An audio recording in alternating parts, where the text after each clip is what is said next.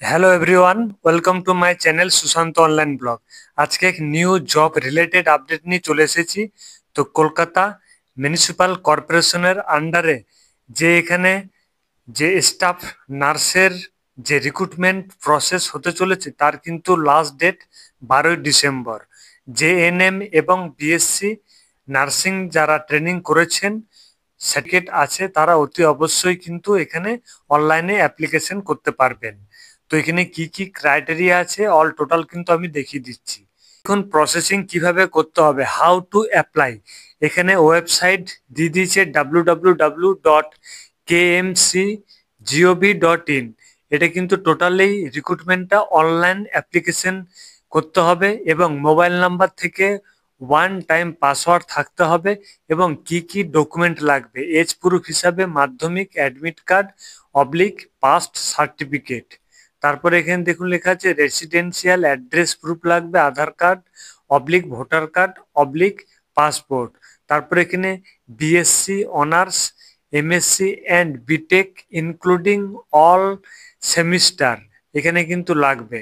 তারপরে এখানে দেখুন লেখা আছে যে joining and relieving letters or any others document কিন্তু এখানে থাকতে হবে। তারপরেই কিন্তু আপনারা এখান থেকে আপনারা অনলাইনে আবেদন করতে পারবেন। করে নিতে হবে। ওপেন করার পর এখানে দেখুন এরকম একটা পেজ চলে আসবে। এখানে কিন্তু অবশ্যই লিখতে হবে kmcgov.in। দেখবেন এরকম একটা পেজ ওপেন হয়ে গেছে। এখানে অনলাইন অ্যাপ্লিকেশন বলে একটা অপশন চলে এসেছে, দেখুন এখানে কিন্তু ক্লিক করতে হবে। ক্লিক করার পর এরকম একটা পেজ ওপেন হয়ে গেছে, welcome to Kolkata municipal corporation. এখানে কিন্তু কন্টিনিউতে ক্লিক করতে হবে। ক্লিক করার পর এখানে দেখুন কলকাতা পৌর সংস্থা লেখা আছে, তারপরে এখানে সিটিজেন লগ ইন বলে লেখা আছে। এখানে দেখুন লেখা আছে যাদের অলরেডি রেজিস্টার করা আছে তাদের কিন্তু মোবাইল নাম্বার ক্যাপচা দিয়ে লগ ইন করলেই কিন্তু ওপেন হয়ে যাবে। যেহেতু আমার রেজিস্ট্রেশন করা নেই তাই এখানে রেজিস্টার বটনে নিউ রেজিস্টার বটনে ক্লিক করতে হবে।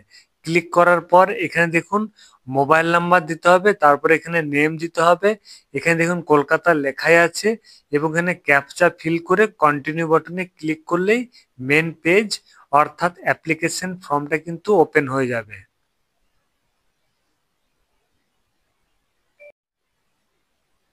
এখানে দেখুন ওটিপি দেওয়ার জায়গা চলে এসেছে এবং এখানে কন্টিনিউ যে বটন আছে সেই কন্টিনিউতে কিন্তু ক্লিক করতে হবে। ক্লিক করে দেওয়ার পর দেখবেন এরকম পুরো পেজ ওপেন হয়ে গেছে।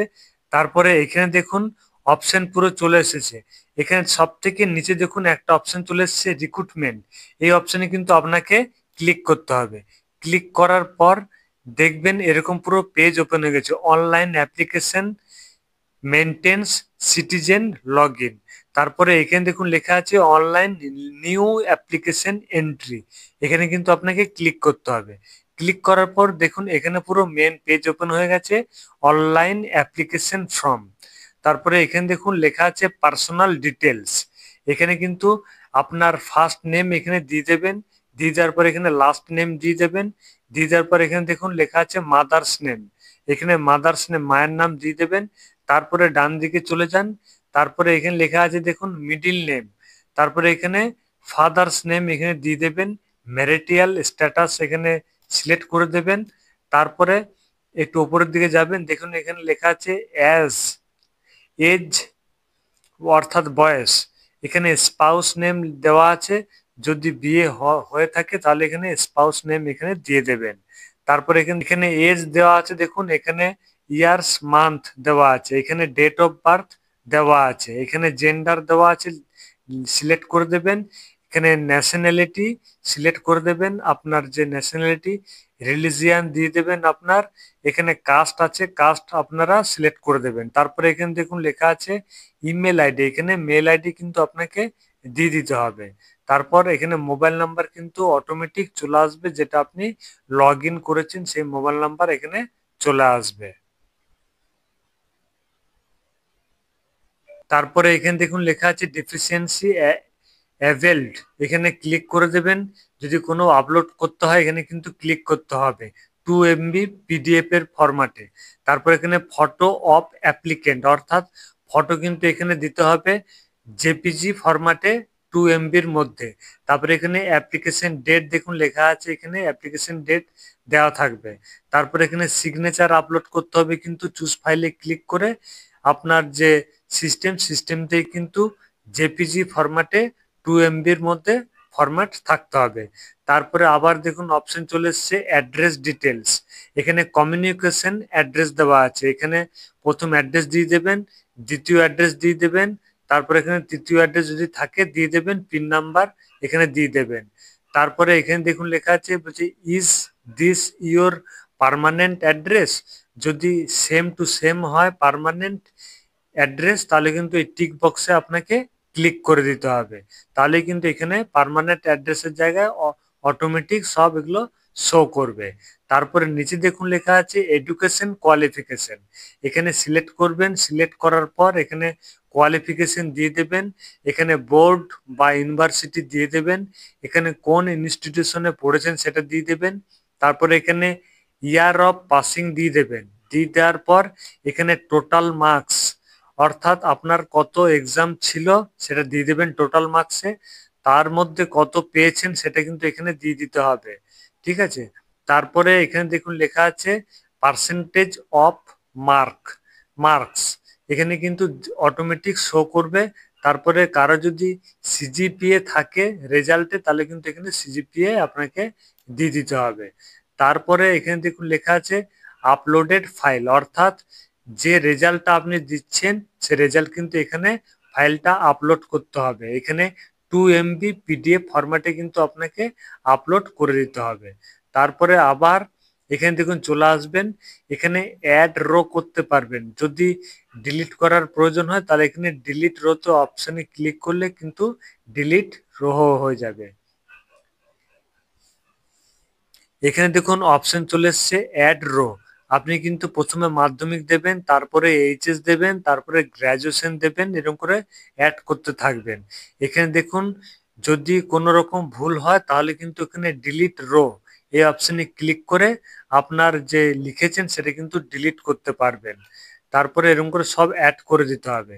তারপরে উপরে দেখুন লেখা আছে আদার্স ডকুমেন্ট ডিটেলস, যদি এখানে কোনো আদার্স কিছু থেকে থাকে কোয়ালিফিকেশন তাহলে কিন্তু এখানে ডকুমেন্ট টাইপ লিখে দেবেন।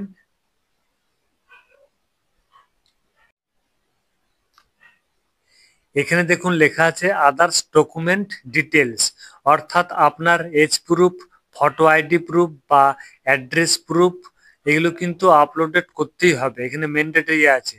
এখানে পরপর পুরো দিয়ে দেবেন, ডকুমেন্ট টাইপ দিয়ে দেবেন, যদি আধার কার্ড দেন আধার কার্ড এখানে লিখে দেবেন, ডকুমেন্ট নেম লিখে দেবেন, তারপরে এখানে আধার কার্ডের ছবি এখানে আপলোড করে দিতে হবে 2 MB পিডিএফ ফরম্যাটে।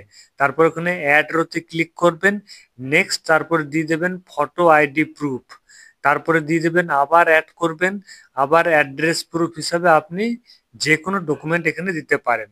যদি প্রবলেম হয় তাহলে এখানে ডিলিট রোতে ক্লিক করে আপনি ডিলিট করতে পারবেন, কোনো অসুবিধা হবে না। তারপরে এখানে দেখুন লেখা আছে এক্সপিরিয়েন্স, আপনার ডেজিগনেশন এখানে দেওয়া আছে, যদি কোনো এক্সপিরিয়েন্স থেকে থাকে এখানে কিন্তু টিক বক্সে টিক করে এখানে ডেজিগনেশন দিয়ে দেবেন, অর্গানাইজেশন লিখে দেবেন, ফ্রম ডেট অর্থাৎ কবে থেকে আপনি জব করছেন বা কাজ করছেন সেটা দিয়ে দেবেন, টু ডেট অর্থাৎ কতদিন কাজ করেছেন, তারপরে এখানে দেখুন লেখা আছে যে স্যালারি এখানে কত পেয়েছেন সেটা দিয়ে দেবেন, তারপরে এখানে নেচার অফ ডিউটিস অর্থাৎ কি সিস্টেমে আপনি চাকরি করতেন বা কাজ করতেন সে নেচার কিন্তু এখানে দিয়ে দেবেন। তারপরে এখানে অ্যাড রোতে ক্লিক করতে পারবেন, যদি ভ্যারাইটিস কাজ করে থাকেন ভ্যারাইটিস, যদি আপনার ডিফারেন্ট টাইপ অফ যদি এক্সপিরিয়েন্স থেকে থাকে তাহলে কিন্তু এখানে অ্যাড রোতে ক্লিক করতে পারবেন। ক্লিক করার পর সবকিছু চেক আউট করে নেবেন, চেক আউট করার পর তারপর এখানে সেভ অ্যাজ ড্রাফটে ক্লিক করতে হবে, সেভ হয়ে যাবে, তারপরে কিন্তু সাবমিট বাটনে ক্লিক করলেই কিন্তু ফর্ম সাবমিট হয়ে যাবে।